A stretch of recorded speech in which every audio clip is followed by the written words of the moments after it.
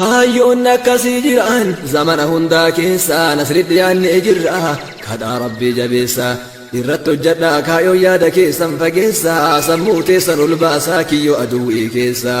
bakka har'a yaadaan nayxee borammoo miilaan geessa galma kee qofa diigi kiyyoo aduwwii keessa hin danda'amuun jedhin rabbituu si milkeessa guddinna rabbii kaahi gola qalbii kee keessa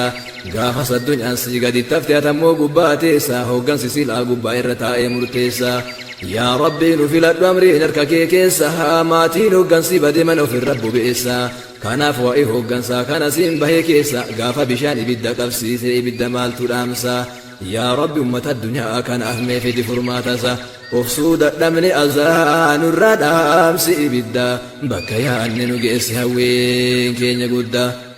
gaafa namni dacha'ee rakkachuu qofa yaadu yaada itti yaachisee furmaata isaan barbaadu